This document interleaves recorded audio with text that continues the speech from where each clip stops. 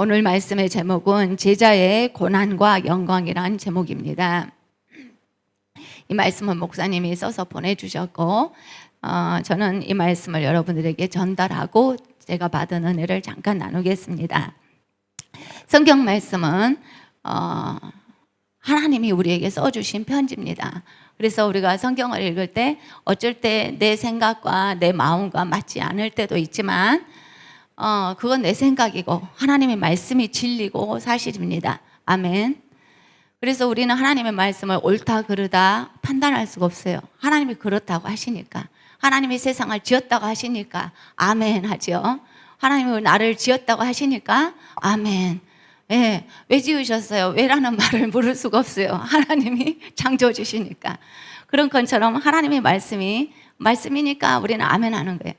그리고 이제 목사님들이 말씀을 전할 때는 하나님 말씀을 전달하는 거예요. 전달. 그래서 목사님이 개인의 생각을 막 우리한테 주는 것이 아닙니다. 제가 목사님 안 계실 때 이제 설교 말씀을 이렇게 대독하거나 이럴 때 마음이 제가 부담스러울 때가 있어요. 그래서 목사님께 그런 말을 하면 목사님 뭐라고 하냐, 설교문을 다 주시고 당신은 그걸 전달하는 거야. 전달하는데 뭔 부담이 돼요? 목사님도 주일날이 너무 즐거우시대요. 그래서 나는 설교를 하려면 부담스러울 것 같아요. 근데 목사님은 그게 왜 부담이야? 하나님의 말씀을 있는 그대로 전달한, 내 것을 지어갖고 누군가에게 막 설득을 하려면 부담이 되죠. 토론장이라면. 근데 하나님 말씀한 것을 갖다 전달하는데 그게 부담이 되냐고. 그래요. 제가 그 말씀을 들으니까 그렇지, 나는 목사님이 써준 설교문을 전달하는데 그게 왜 나한테 부담이 돼? 그게 생각을 하니까 그 다음부터는 부담이 없어졌어요. 할렐루야. 저는 하나님 말씀을 전달할 뿐입니다. 그런데 오늘 말씀의 제목이 제자에게는 고난과 영광이 있다 그랬어요. 제가 이번 비전 스쿨을 하면서 여러 분들의 그 간증을 들었는데 특별히 한 분이 쓰셨어요. 굉장히 은혜스러워서 제가 읽어드릴게요. 인도에서 오신 소누 목사님, 우리 안희숙 권사님 가정에서 머무셨던 분 간증입니다. 가족 소개. 제 이름은 소누 크마르 목사님이고 제 아내는 핑키, 작은 딸이 있습니다. 지난 12년 동안 인도와 네팔에서 교회 개척 사역을 하고 있습니다. 네팔하고 인도하고 말이 같대요. 그리고 바로 옆집이처럼 왔다 갔다 한다고 그래요. 그리고 1200명의 교인이 있습니다.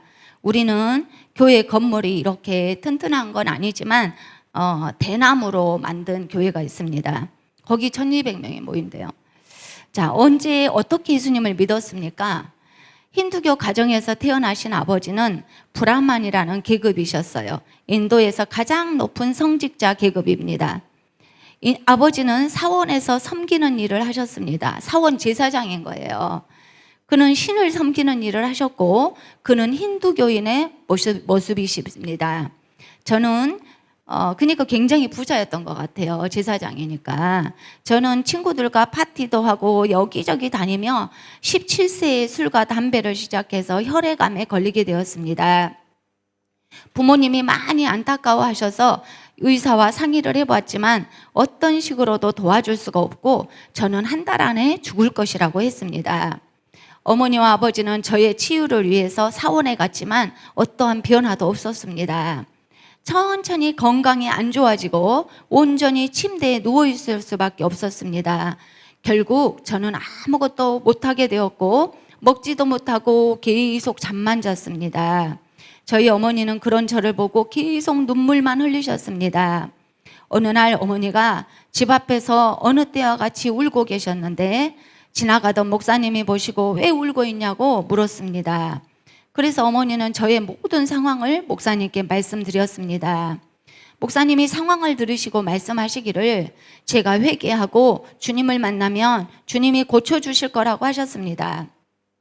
어머니는 목사님이 말씀하시는 모든 걸 하겠다고 말씀하셨습니다. 그리고 목사님이 저를 위해서 기도해 주셨습니다. 그리고 저에게 성경을 주시면서 제가 과거에 지었던 모든 죄들을 대해서 회개하고 하나님이 주신 말씀을 매일 묵상하면 불가능한 것이 없다고 말씀해 주셨습니다. 그래서 저는 성경을 천천히 일주일 동안 읽었습니다. 그러던 중 배고픔이 느껴지기 시작했고 어머니가 주신 음식을 2주 만에서야 드디어 먹을 수 있었습니다. 그뿐만이 아니라 화장실도 갈 수 있었고 제 몸이 온전히 회복되는 것이었습니다. 부모님이 놀라서 저를 병원에 데리고 가서 검진을 받았는데 아무런 이상이 없다고 하였습니다. 저는 그렇게 예수님을 영접하게 되었고 항상 성경을 읽어야 된다는 생각을 잊지 않고 살았습니다. 하지만 저희 아버지는 저의 그런 모습을 매우 싫어하셨습니다. 아버지는 제가 집에서 같이 살고 싶으면 예수를 떠나야 된다고 하셨습니다. 그래서 저는 집을 떠났습니다. 집을 떠난 지 21일째 되던 날 기차역 앞에서 금식 기도 중에 신학교를 가고 싶다는 생각이 들었습니다. 하지만 그때 당시 저는 나이도 어리고 성적도 좋지 않았습니다. 그래서 공부를 하여 성적을 올리고 21살에 신학교에 입학했습니다. 그리고 그 신학교에서 제 와이프를 만났습니다. 그렇게 사역자로 일하기 시작했지만 교단의 규례나 규칙이 저의 발을 묶어서 제가 독립적으로 사역을 하기 시작했습니다. 현재 인도 네팔에서 사역하고 있고 사역한 지 12년째가 되었습니다. 신학교를 갔는데 이 사모님 가정이 목사님 사모님이래요. 그래서 이제 사역이 더 뒷받침이 됐던 것 같아요. 자, 두 번째, 언제 목사님이 되었습니까? 왜 되었습니까? 2009년 저는 목사 안수를 받고 시작을 했습니다. 3번, 지금까지 그럼 어떤 사역을 하고 있습니까? 교회를 개척하는 사역을 합니다. 그리고 문둥병자들을 위해서 치유 사역을 합니다. 이분이 조금 전에 몇천 명 모이는 그런 집회를 하시잖아요. 치유 집회를 하는데 그렇게 환자들이 낫는다 그래요. 그래서 문둥병자들 손을 잡고 악수하고 막 안고 그런 사진을 보여주세요. 그래서 이 사람들이 나은 사람이냐? 나은 사람도 있고 안 나은 사람도 있대요. 그런데 이제 너무 기적적으로 치유를 받다 보니까 이렇게 치유 사역을 하시는 것 같아요. 그리고 청년과 학교 대학생 사역을 합니다. 홍등가 지역 그 여자들 사역을 합니다. 또 치유 사역을 하고 있고 정치 지도자들 사이에서 사역을 합니다. 무슨 직분을 말했는데 정치가라고 말을 들었어요. 그리고 GBS 참가 동기가 무엇입니까? 필리핀에 계시는 마닐라의 데니스 목사님이 저에게 이메일로 GBS에 대해서 제안하셨고 오 목사님에 대해서도 말씀해 주셔서 참가하게 됐습니다. GBS에서 어떤 은혜를 받았습니까? GBS에서 저는 우리 교회 장로님들과 젊은이들을 훈련시키는 법을 배우기 시작했고 했습니다. 지금까지 저희는 목회에서 받은 헌금은 무엇이든지 그것들을 사역에 사용했습니다. 우리는 돈을 저축해 본 적이 없습니다. 그러니까 사역에 돈이 생기면 그 당시에 바로 다 써버린대요. 그러니까 이제 사역을 위해서. 그래서 한 푼도 없대요. 그래서 이번에 어떻게 왔냐고 그 대사관에 비자를 냈고 면접을 하잖아요. 우리나라 대사가 당신이 비자를 이제 얻으면 티켓을 구해야 되는데 당신 티켓 어떻게 살 거냐 그랬더니 그 대사관 앞에서 네, 하나님이 티켓값 주신다고 이렇게 대답을 했대요. 그리고 이 세 사람의 티켓값이 생겨서 이렇게 왔다고 합니다. 그래서 돈을 저축해야 된다는 거 사실을 몰랐다는 거예요. 자, 6번째, 당신의 사역 비전과 계획은 무엇입니까? 제 팀에는 100명의 목사님들이 있고 다른 곳에서 사역하고 있는 10명의 장로님들이 훈련되고 있습니다. 그래서 100명 곱하기 10명은 1000명의 지도자가 준비될 것입니다. 그러면 저는 그들을 현장에 보낼 것입니다. 이 사람들은 각각 3년 안에 1000명의 영혼을 구할 것이고 1000명이 1000명을 구하면 우리는 100만의 영혼을 구원하는 것이 목표입니다. 이렇게 써놓으셨어요. 하나님께 감사를 드립니다. 정말로 하나님이 이런 인도에서 이런 그 힌두교가 완전히 점령한 이 지역에서 우리나라에 오셔가지고 그 나라는 소고기를 못 먹게 하고 소가 지나가는데 이렇게 살짝만 치기만 해도 이렇게 감옥에 간대요. 그래서 이제 서천국인 나라여서 소고기도 못 먹고 또 돼지고기도 잘 못 먹는 것 같아요. 그래서 닭고기밖에 못 먹는데 우리 집사님들이 권사님들이 식사 준비해 주시느라고 고생을 하신 것 같습니다. 근데 어쨌든 돌아가셔서 벌써 집회를 하시는데 사진을 막 보내시더라고요.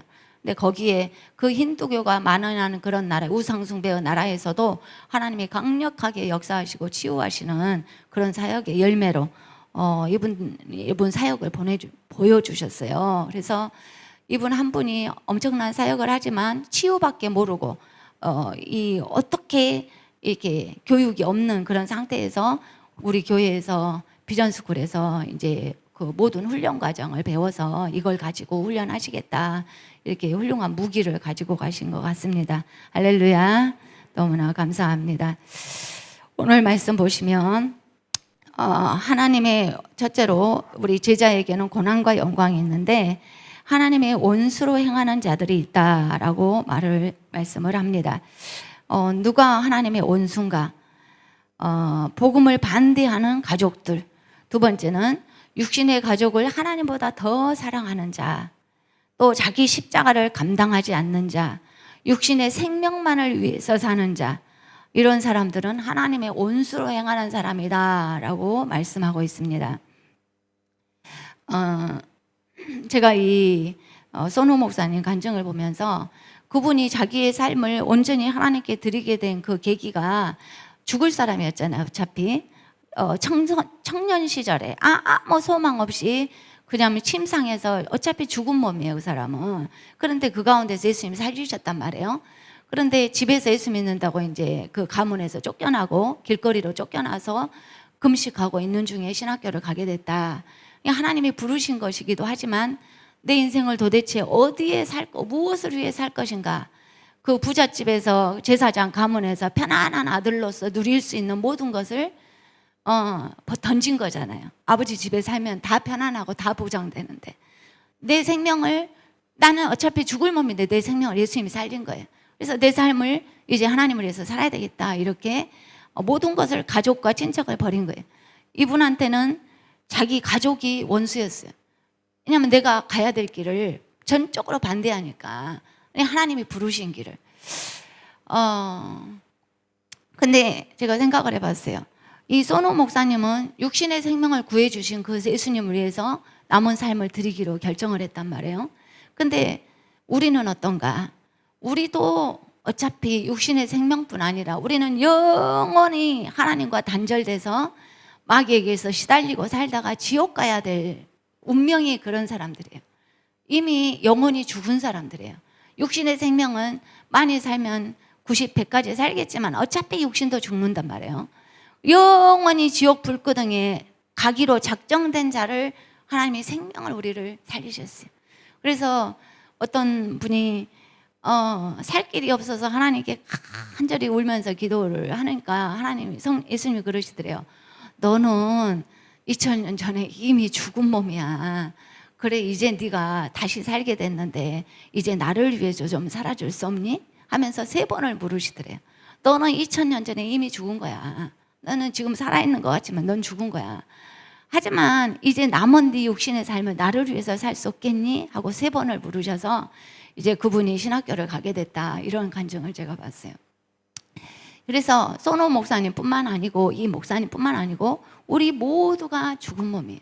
우리 모두가 영원히 멸망받을 죽은 몸인데 하나님 우리를 살리셨습니다. 아멘. 그래서 이제 주님이 우리에게 말씀하셔요. 너 한 번 죽었었는데 이제 너 살고 있는 거 나 때문이야. 이제 나를 위해서 살 수 없겠어? 소노 목사님뿐 아니라 하나님이 우리에게 하시는 말씀입니다. 아멘. 그래서 우리가 예수님, 하나님의 원수라는 것은 내가 나만을 위해서 사는 것이 하나님의 원수 되는 거예요. 내가 지금 숨 쉬는 순간마다 모든 내 삶의 모든 것이 주님을 위해 살아야 하나님 원수가 안 돼요. 아멘. 네.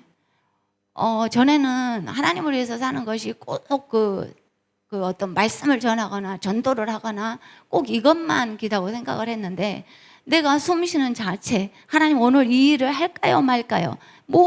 아니면 내가 주님의 종이니까, 종이 뭔 일을 할, 주인님 오늘 무슨 일을 할까요? 무슨 작업을 할까요? 주인한테 물어봐야 되잖아요. 내가 오늘 하루를 살아가는데 내 생명이 내 것이 아니니까, 아버지, 주님, 주인님, 주님이 주인님이에요. 주인님, 제가 오늘 뭐 했으면 좋겠습니까? 물어봐야 당연한 거예요. 안 물어보고 내 마음대로 하는 것은 주인이 어쩔 때는 그것이 마음에 들 수도 있지만 마음에 안 들 수도 있어요. 왜냐하면 내 생명 자체가 아버지 것이기 때문에. 그래서 이 말씀을 볼 때 그러면 하나님의 원수로 행하는 자는 가족을 싫어해야 되고 뭐 아들을 이삭을 뭐 버린 것처럼 자식을 미워해야 되고 이런 것인가 잘못 오해할 수가 있어요. 그게 아니라 내 생명 자체도 내 것이 아니라는 얘기예요. 내 생명 자체가 하나님 것입니다. 아멘. 그래서 에스더는 민족이 다 몰살할 그 위기에서 궁전에서 혼자 숨어서 왕비니까 자기가 유대 민족이라는 걸 숨기면 살 수도 있었을지도 모르겠어요. 하지만 에스더는 내 민족이 죽는데 나 하나 숨어서 살면 되겠냐라는 각오로 목숨을 걸고 왕에게 나가서 자기 민족을 구하는 일을 하게 됩니다. 이 민족을 구할 때도 자기 민족에게 금식 기도를 요청하고 대표로 나가서 이렇게 구하게 되죠. 그래서 하나님의 원수로 행하는 것은 주님을 위해서 내 생명을 구원하신 주님을 위해서 살지 않고 내 마음 내 뜻대로 사는 것이다 라고 생각을 합니다. 아멘.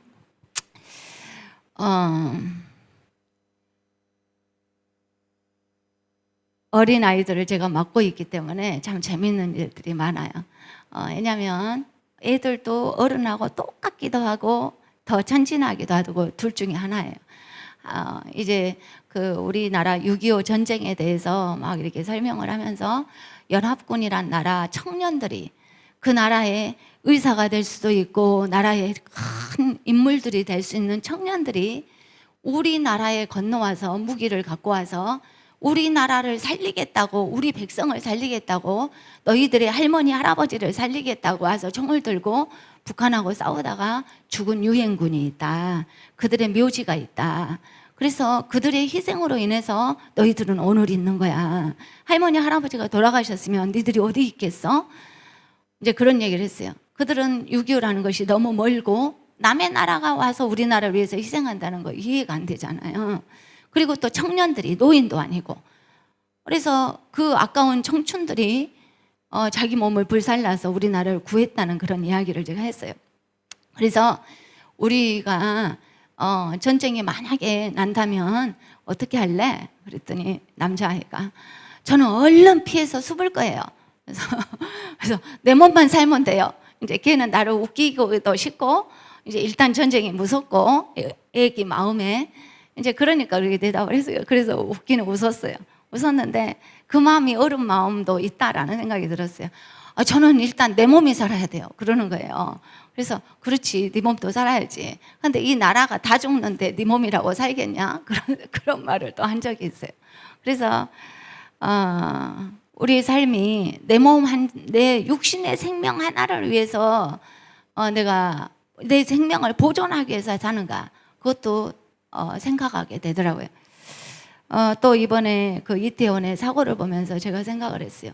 이 아까운 청춘들, 부모들이 이 애들 기르느라고 요즘 하나둘밖에 아니고 많아봤자 두세 명이고 그럴 텐데 이 진짜 공부해가지고 이 청년들이 그 지역에 가서 이렇게 깔려 죽어야 될 일인가 가슴이 너무 아프더라고요. 물론 너무너무 안타까운 사고인데 인간의 본성에 대해서 제가 생각을 해봤어요. 우리 인간은 뭔가에 올인하고 미쳐야 사는 것 같아요. 한 스님이 아기가 하나밖에 없어요. 아기한테 올인을 하는 거예요. 하나밖에 없으니까. 주말에는 어떻게 이 애를 즐겁게 해줄까? 막 주말만 되면 아기를 데리고 놀러 가요. 애기에게 뭐 멋진 거를 막 보여줘야 돼. 좋은 추억을 남겨줘야 돼. 그 다음에 뭐 시험이 있으면 막 준비하고 애기를 시험 준비를 시켜서 1등을 시켜야 돼. 그 다음에 이 애기가 교우 관계가 어떤가 알아봐서 친구도 만들어줘야 돼. 아니 온 신경이 애기한테 다 있어요. 그게 나쁜 일이 아니고 좋은 일이죠. 또 돌봐줘야 되고 마땅하고. 그러면서 뭐라고 하냐면 나는 내 전부를 내 자식에게 줘도 하나도 아깝지 않다. 그냥 난 죽을 수 있을 것 같다. 그래요. 물론 그럴 수 있죠. 모든 부모는 자식을 사랑하니까. 근데 제가 이제 그분이 예수를 안 믿는 것 같은데 뭔 생각이 들었냐면 완전히 꽂혔구나. 생명을 바치는 거예요. 모든 부모가 그럴 거예요. 그런데 사람은 이런가 뭔가에 하나 다 미쳐서 사는 거예요. 그래서 우리 청소년들은 아니면 청년들은 내가 무엇을 위해서 재미가 있어야 되잖아요, 삶에. 그래서 어떤 놀이나 재미를 찾아서 그것이 너무 자기에게 중요한 거예요. 그 다음에 BTS나 아이돌 가수를 찾기 위해서 외국에서 건너와서 공연을 보러 가잖아요. 그러니까 그것에 꽂혔거나 그걸 우리가 예수 믿으면 안 믿는 사람들이 미쳤다 그래요. 자기들도 미친 거예요. 다 미쳐서 사는 거예요. 누구나 다. 그 미쳤단 말이 crazy as란 말인데 영어로는 뭔가에 몰두하다, 집중하다라는 좋은 말이에요. 근데 내가 이것에 미치지 않으면 내 신경은 딴 데 미치게 돼 있어요. 꽂히게 돼 있단 말이에요. 나는 이것에도 안 미치고 저것에도 안 미치고 중간을 잘 끄질 거야. 그런 사람은 없어요. 그런 어떤 사람은 오직 염려와 근심과 그냥 이 세상에서 내가 어떻게 버텨나 이것에 미쳐 있는 거예요. 한마디로 온갖 생각이 24시간 그게 돌아가니까. 그래서 지금 이 하나님의 원수로 행하는 자는 자기의 육신의 생명만을 위해서, 내 재미만을 위해서, 아니면 내가 꽂힌 어떤 것들만을 위해서 내 생명을 드리는 것을 하나님의 원수가 된다. 저는 이렇게 이해를 했어요. 그래서 우리는 누가 나에게, 우리에게 너는 교회에 미쳤냐? 예수에 미쳤냐? 그러면 미쳤어. 너는 뭐에 미쳤냐? 자식에 미칠 수도 있고, 아니면 뭔가 자기 취미 생활에 미쳤을 수도 있고, 뭔가에 다 미쳐 있는 거예요. 왜냐하면 인간은 꽂히게 돼 있어요. 목적을 향해서 달려가게 돼 있어요. 그래서 일본의 아줌마들이 우리나라 뽕짝 가수를 보려고 막 건너오잖아요. 삶에 올인할 수 있는 뭔가를 찾는 거예요. 그래서 자기가 우상시하는 그 아이돌이 죽거나 그 아이돌이 다른 여자를 만나서 연애하면 댓글을 써가지고 막 괴롭힌대잖아요. 못 만나게. 그래서 결혼도 못 한대요. 늦게까지. 댓글에 맞아 죽는데. 왜냐하면 자기가 좋아하는 가수에게 선물을 막 보내고 편지를 보내고 부산에서 하면 거기까지 쫓아가고 생명 바치듯이 올인을 했잖아요. 팬 그룹을 만들어서. 근데 자기들을 놔두고 결혼을 해? 네가 어떻게 그럴 수가 있어? 막 이러고. 그리고 자기가 싫어하는 행동을 그 가수를 못하게 컨트롤하는 거예요. 자기 부대를 만들어서. 그래서 제가 이렇게 그 애들이 막 환호하면서 소리 지르면서 소리 짓다가 기절해갖고 죽은 사람도 있어요. 그 무대 밑에서. 왜냐면 너무 광적으로 흥분하다가 자기 기에 쓰러져서 죽기도 해요. 그런 사람들을 보면서 뭔 생각을 하냐면 우리가 예수에 저렇게 환호를 해야 되는데 주야! 그러면서 환호하면서 미치면서 저 애기들이 저렇게 환호한 것처럼 BTS에 미치는 것처럼 우리가 이 집회에서 예수님을 향해서 저렇게 해야 되는데 주야! 막 그런 거 보면 그 사람들을 예수님을 향해서 막 환호하는 그 모습으로 바꿔서 제가 생각을 해요. 그러면 주님이 얼마나 기뻐하실까?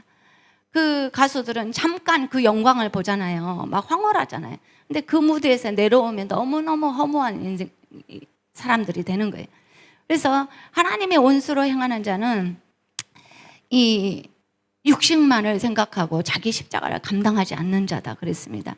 그러면 자, 두 번째 하나님의 상을 받을 자가 있습니다. 우리 참참참 1절 한번 부르고 두 번째 한번 보십시다. 우리 같이 그냥 부릅시다. 참참참 피 흘리신 예수의 사랑 안에서 주님의 십자가 따라 생명을 바치겠느냐. 복음의 불길 오른다 다 같이 일어나거라. 영광의 주님의 나라 다 같이 참여하리라. 아멘. 성령의 불길 성령 불이야. 성령의 불길 성령 불이야. 온 천하 세계 만방에 퍼치자 성령의 불길. 성령의 불길 성령 불이야. 성령의 불길 성령 불이야. 온 천하 세계 만방에 퍼치자 성령의 불길. 아멘. 두 번째, 하나님의 상을 받을 자는 어떤 자들이냐? 복음 전하는 자들을 영접하는 자, 선지자의 상을 받을 자, 의인의 상을 받을 자, 그리고 냉수 한 그릇까지도 다 상을 주신다. 하나님이 큰 일을 한 사람도 상을 주지만 찬물 한 그릇 떠다 날린 사람도 상을 준다. 세밀하게. 아멘. 하나님이 우리 세계배교회 모든 성도님들에게 상을 주실 줄로 믿습니다. 아멘. 그래서 성경에는 선지자의 상을 받은 자가 나옵니다.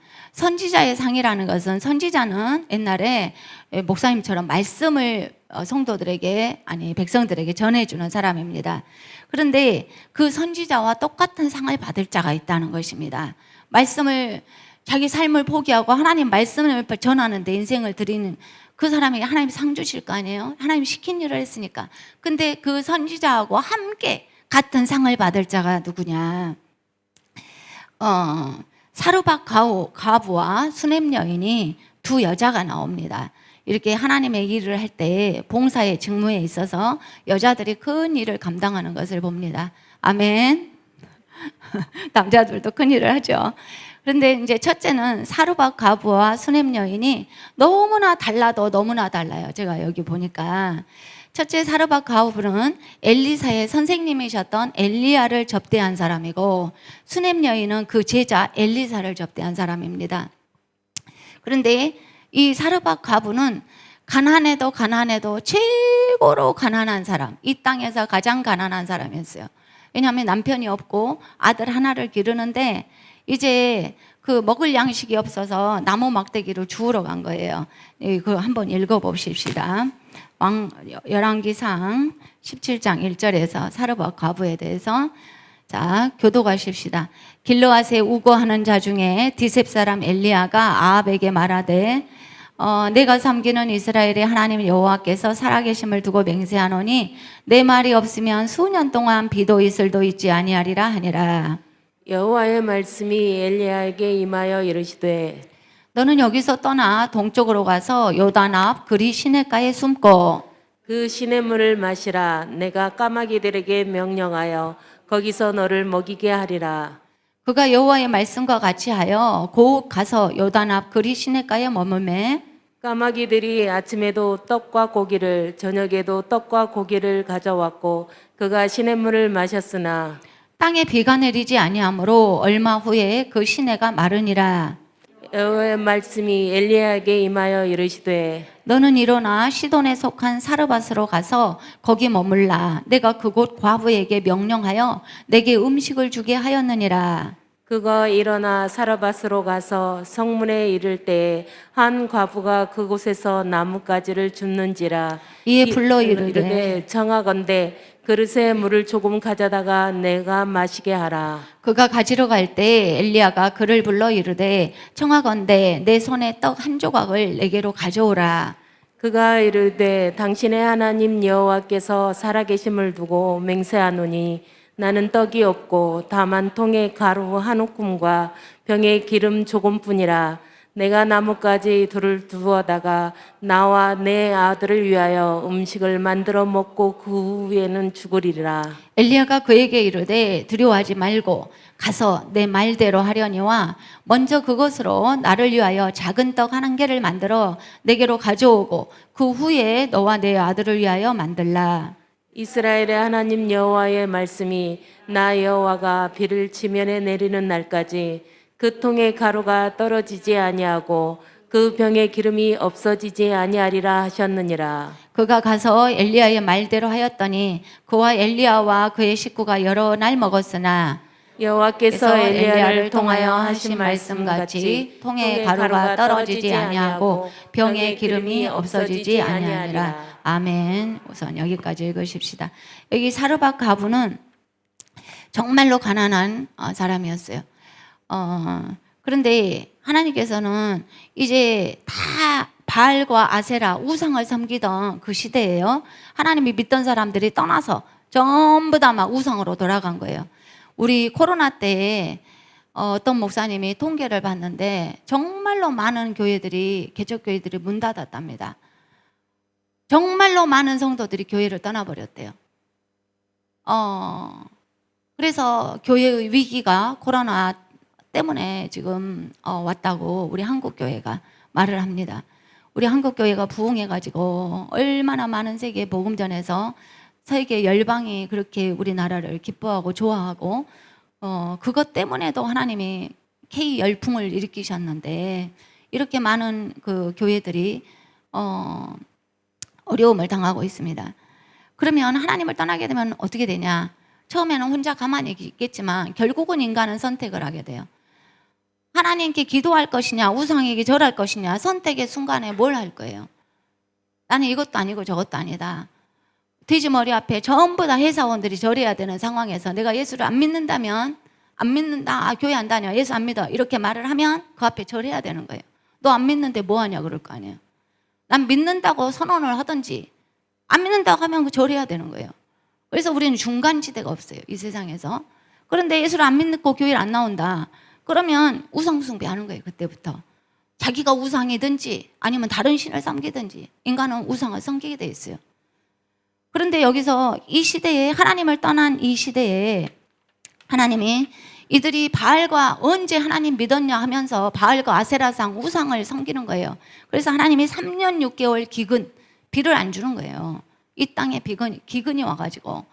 그래서 사람들이 어떻게 됩니까? 이제 땅에 먹을 것이 없어서요. 3년 6개월을 먹을 것이 없어요. 옛날에 냉장고도 없던 시절에. 그래서 사람 다 굶어 죽는 거예요. 다 굶어 죽는데 이 시대에 하나님이 엘리야에게 너 먹을 것이 없으니까 저 까마귀가 너 먹일 거니까 물가에 가봐라고 이렇게 시키셔요. 복음 전하는 자들에게 먹을 것이 없을 때 동물도 먹이는 그런 아무것도 어떤 사람도 도울 수 없을 때는 하나님이 이런 기적을 행하셔요. 아멘. 선우 목사님이 병원에 가서 치료받을 수 없는 불치병에 걸렸을 때 하나님이 예수님이 직접 치료하시잖아요. 근데 우리나라는 지금 의료가 발달돼서 감기 정도는 그냥 얼른 가서 약 먹고 나서 그래요. 불치병에 걸리면 막 기도하지만. 그런데 우리가 비전스쿨 하면 여러 목사님들의 그 개척 간증을 들어요. 그러면 꼭 성경에 나온 이야기들이 많아요. 그래서 한 목사님이 전기나 기술자였는데 하나님이 자식들도 이렇게 막 있는데 너 목회해라. 그거 그만두라 그랬대요.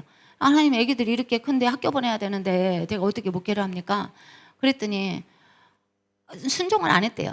그랬더니 어느 날 이제 이름 모를 병에 걸려가지고 죽어가는 거예요. 그러니까 손 들고 아버지 나 할랍니다. 그랬더니 나서버렸다는 거예요. 그래가지고 목회를 시작을 했는데 문제는 설교 끝나고 설교 끝나고 집에 들어가면 사태기 불에 붙었으니까 밥을 먹어야 되잖아요. 끼니거리가 없는 거예요. 그러니까 거기가 전부 천주교인데 교회 누가 얼마나 오겠어요? 그리고 또 얼마나 빈민이 많아요, 필리핀에. 누가 헌금을 해요? 그래가지고 이제 먹을 것이 없는 상황인데 이제 하나님께 손 들고 그런 목회 하려니까 하나님 책임지라고 그랬대요. 그분이 누구냐면 바기오의 스티븐 목사님 아버님이에요. 그 아버님이 지금도 딸락에 계세요.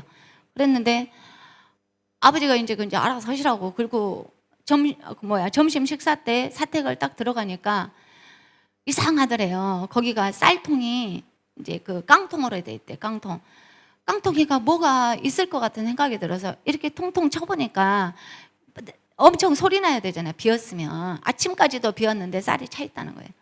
놀래가지고 그 쌀을 가지고 먹고, 그 다음에 근데 이제 그거 먹으면 또 떨어지잖아요. 그러면은 또 낮에 있으면 마당에 놓는 개가 어디 갔다 와서 고깃덩이를 물어온대요. 그래서 하루는 뭘 물어오고 하루는 뭘 물어오고 다 틀리대. 그래가지고 개가 이렇게 조금 음식 남은 걸 가져오는 게 아니라 덩어리를 가져온대요. 그래가지고 걔가 물어다 준 거 가지고 먹고 살았대. 그래서 아니 그거는 이거 지금 엘리야의 그 이야기 아니냐. 자기는 그걸 체험을 했대요. 그래서 그런 간증들을 하셔요. 그렇게 얼마나 하나님이 아무도 도울 수 없을 때는 동물까지 사용하시는 하나님. 아멘. 이것이 그래서 이야기가 아니에요. 사실이에요. 이 엘리야는 물을 먹고 까마귀가 먹어다 죽은 거예요. 그래서 뭐 이런 일이 하는데 하나님이 하시면 다 하십니다. 아멘. 이렇게 살았는데 문제는 비가 안 와서 시내가 말라서 마실 물이 없는 거예요. 그러니까 하나님이 또 엘리야한테 야, 너 저기 사르밧 과부한테 가봐. 아니 부자집에 가라 그래야지. 왜 이런 집에 가라 그래? 하나님은 이 사르밧 과부를 택하신 거예요. 하나님이 이래 쓰시기로. 아멘. 참 이상해요. 이거 이 두 여자를 봤는데 이 수넴 여인은 엘리사가 나 너희 집에 좀 잘게. 나 오늘 전도하다가 잘 데가 없어. 너희 집 좀 열어줄 수 있어? 이렇게 부탁한 적이 없어요. 그런데 수넴 여인은 저희 집에 와서 제발 머무세요, 선지자님. 좀 쉬었다 가세요. 저희 동네 오실 때는 꼭 저희 집에서 숙박을 하셔야 돼요. 막 이렇게 강권해요. 근데 이 사르밧 과부는 어떻게 합니까? 나한테 음식 떡을 하나 구워 갖고 와라. 엘리야가 요청을 해요. 그런데 이 사르밧 과부는 믿음이 엄청 좋지는 않은 것 같아요. 왜냐하면 나 지금 이거 마지막으로 막대기 주워다가 내 아들하고 밀가루로 딱 한 개 먹고 우린 이제 죽을 거야. 아무것도 없어. 근데 이걸 갖고 오라고요? 그러니까 엘리야가 뭐라고 합니까? 두려워하지 마라. 두려워하지 마라 그래요. 너 이제 이거 나 주면 너 죽을 것 같지? 근데 두려워하지 마. 하나님이 너 살리려고 하는 거야. 근데 엘리야 그 선지자도 생각해 보세요. 이거 밀가루 한 움큼을 그거밖에 없는지 알아요. 아는데 가져오라고 하는 그 마음이 어떻겠어요? 근데 하나님이 하라는 거예요. 왜? 이 여자와 아들을 하나님이 지금 살리고 싶으셔. 아멘. 그래서 우리 삶 가운데는 이렇게 수넴 여인처럼 넉넉한데 아들도 없고 자기는 이제 무엇을 위해서 더 열심히 살아야 될 이유가 없어요. 이제 내 남은 생활을 어떻게 살까? 그렇지. 하나님 일에 동역하다가 하나님 오라고 하면 가면 그만이야. 아들을 주라고도 안 했어요, 수넴 여인은. 내 남은 삶을 이제 하나님 위해서 같이 동역하다가 이렇게 이분을 섬기면 하나님 일을 하는 거지 라고 본인 스스로 결단을 했고, 이 사르밧 과부는 자기 생계가 위험하고 살 수가 없어요. 이제 죽을 수밖에 없는 상황. 그런데 하나님이 그 여자를 살리고 싶으셔요. 그래서 정하신 거예요. 근데 사는 방법이 뭐냐? 너 하나님 일에 동역해. 그러면 네 삶이 풀어질 거야 라고 답을 주시는 것입니다. 아멘. 그래서 이렇게 하나님이 내 형편과 사정 다 아시는데 나에게 요청하실 때가 있어요. 그러면 하나님 나 이거밖에 없고 나 이것이 끝인 줄 아시잖아요. 우리가 하나님께 말하잖아요. 내가 그것이 욕심나서 그런 줄 알아. 내가 너를 살리려고 하는 거야. 일단 이 일에 동역하면 네 삶이 풀릴 거야 라고 지금 엘리야가 하나님 대신에 말하는 것입니다. 그래서 이 사르밧 과부는, 그래도 엘리야는 사르밧 과부의 밀가루를 뺏지 않았어요. 그 한 움큼을 선택의 여지가 있어요. 내가 주의 종을 위해서 내가 순종해서 드릴까? 나와 내 아들이 먹을까? 결정할 수 있어요. 선지자님 죄송하지만 안 되겠습니다 라고 말할 수도 있어요. 하지만 이 사르밧 과부는 어차피 죽을 거 내가 하나님의 말씀을 한번 믿어보자, 하나님 말씀을 한 번이라도 순종해보자 하고 위대한 선택을 한 것입니다. 아멘.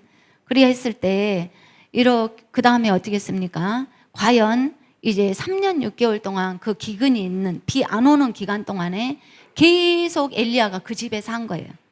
그 집에 살 때 그 집에 양식이 떨어지지 않았어요. 아멘. 주님과 동역할 때 하나님이 내 생계도 길을 주셔요. 아멘. 내가 하나님 일하면 내가 많은 손해가 날 텐데 우리는 벌써 막 계산을 해요.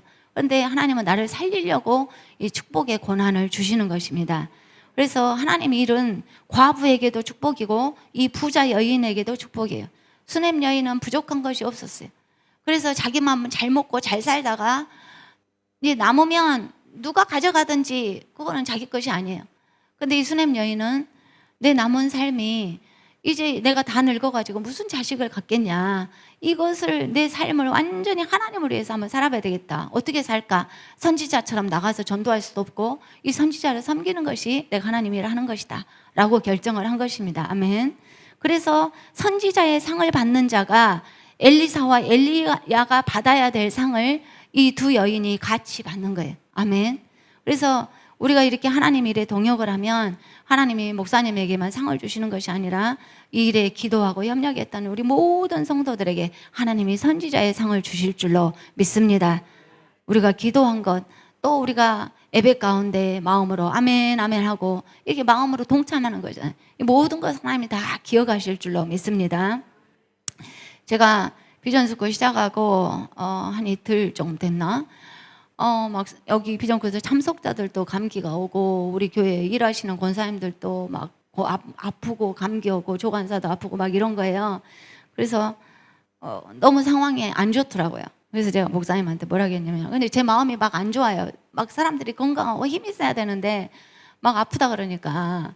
그래가지고 제가 뭐 장로님도 막 독감 걸리셔가지고 못 나오시고, 그래가지고 목사님 안 되겠어요. 우리 교회 일꾼이 너무 부족해가지고 우리가 이렇게 10일 동안 하는 거 너무 힘드니까 다음에는 이제 제가 뭐 지혜로운 척 말을 했어요. 5일로 줄이고, 아니 일주일로 줄이고, 그 다음에 교회에서 못 나왔어요. 누가 이렇게 많은 밥을, 그 다음에 끝나면 화장실 청소할 사람도 없는데 장로님 저렇게 혼자 청소하다가 감기 걸려가지고 이제 나오시지도 못하고 큰일 났다고 그러면서, 저기 교회에서 하지 말고 어디 센터 빌려가지고 거기서 청소 다 해주는 그런 시스템으로 옮기자. 그래야지 살아야지. 이렇게 아프면 어떻게 하겠냐. 이제 제가 그랬어요. 그랬더니 목사님이 가만히 듣고 있다가, 우리가 도저히 감당이 안 되고 못하면 하나님이 무슨 방법을 주시겠지. 그런데 뭔가 결정을 할 때 그렇게 쉽게 말하지 말고 잘 생각을 해야 돼. 그러시는 거예요. 그래서 제가 듣고 있었어요. 그랬더니 뭐라고 하시냐면, 인도네시아에서 이제 비전스쿨을 하는데 그 인도네시아 선교사 사모님이 너무나 힘드셨나 봐요. 왜냐하면 거기는 이렇게 섬겨주는 이렇게 일꾼이 없어요. 그 사모님이 혼자 한국에서 목사님들이 몇 분이 가시잖아요. 그럼 그 사람들 밥에 낼라. 그 다음에 우리가 빨래는 시키지 않지만, 그럼 가시면 또 청소하고, 그 다음에 이제 뭐 간식거리며 뭐며, 물론 막 이런 걸 다 이렇게 챙기셔야 되고, 모든 것이 사모님이 하실 일이에요. 그래가지고 지쳐버리셨나 봐. 너무나 힘이 드셔가지고 이제 말씀을 하셨대요. 우리가 1년에 한 번씩 이렇게 인카운터 비전스쿨을 하기로 오 목사님하고 약속을 했는데, 몇 번 해보시고 나서 도저히 안 되겠다고 3년에 한 번씩 합시다 그러셨대요. 그래서 3년에 한 번씩 하기로 약속을 하고 그 뒤로 안 가셨어요. 안 갔는데 3년 뒤에 했냐, 끝나버렸어요. 왜냐면 이제 무슨 사유로 인해서 신학교가 넘어가 버렸어요. 그래서 다시는 그곳에서 할 수 없게 상황이 됐어요. 지금은 인도네시아 가셔도 그곳에서 하지 못하고 이제 여러 지역을 돌아다니면서 다른 교회에서 이렇게 하고 계셔요. 그러면서 그런 일이 있더라. 우리가 만약에 무엇을 못하겠다고 할 때는 잘 생각을 해야 된다. 다시는 후회하지 않도록. 그래서 이것은 그냥 결정할 문제가 아니고 감당할 수 있을 때까지는 해야 된다. 이런 말씀을 해서 제가 아무 말을 못했어요. 왜냐하면 한 번 넘겨버리면 다시는 찾아오기가 힘들어요. 이것은 하나님이 주신, 우리에게 주신 큰 기업이고, 이것이 선지자의 상을 받을, 우리가 사업을 하고 있는 거예요. 사업권을 갖다가 던져버린 거와 똑같아요. 제가 목사님하고 사역을 이렇게 같이 하는 가운데 참 섭섭했었던 것이 있는데, 그것은 저는 이렇게 조퇴를 하더라도 늘 제가 여기에 앉아 있어야 하나님 은혜도 받고 동참을 하는데, 2번인가 언젠가 제주도에 사시더라고. 그러니까 내다보도 못하고 가보도 못하고 이제 오도 가도 못하고 하는 상황이 됐어요. 그래가지고 이제 사진으로 영상으로만 보는 거예요. 근데 어떻게 제가 섭섭하든지, 물론 헌금은 했겠죠. 하지만 나하고 아무 상관없이 딴 데서 하는 거예요. 그래서 제 속으로 그랬어요. 우리 성도들이 가볼 수 없는 곳, 돈만 있으면 해결되는 거, 이제 그것은 누군가가 헌금을 했으니까 그것이 치러졌죠. 그분들은 비자 얻기가 힘드니까, 제주도가 비자가 없으니까 할 수밖에 없는 상황이었어요. 근데 제 마음속에 내 상급은 없겠다라는 생각이 들었어요. 왜냐하면 난 동참하지 않았으니까. 그래서 기억이 없어요. 목사님은 그때의 그 추억들, 막 사진들을 보면서 이때 이랬었지 막 하는데 감동이 없어요, 제가. 그래서 좀 힘들지만 우리가 감당할 수 있을 때까지는 우리가 내다볼 수 있는 곳, 내 마음이 갈 수 있는 거, 한 번이라도 손을 넣을 수 있는 곳에서 해야 되겠다. 그래서 목사님한테 이거 빨리빨리 딴 데서 어디 가까운 어디 가서 하든지, 지금 일할 사람이 없다고 이렇게 한 이틀 3일 만에 했던 것을 제가 얼른 입을 빨리 닫았어요. 왜냐하면 너무너무 막 힘든 것 같아서 그랬는데, 결국은 마지막에 이렇게 건강에 다 회복되시고, 또 하나님이 우리 모든 권사님들, 성도님들, 장로님들 낱낱이 물 한 잔 대접한 사람까지도 다 선지자의 상을 주신다고 하셨으니까 우리가 같이 이뤄받기를 원합니다.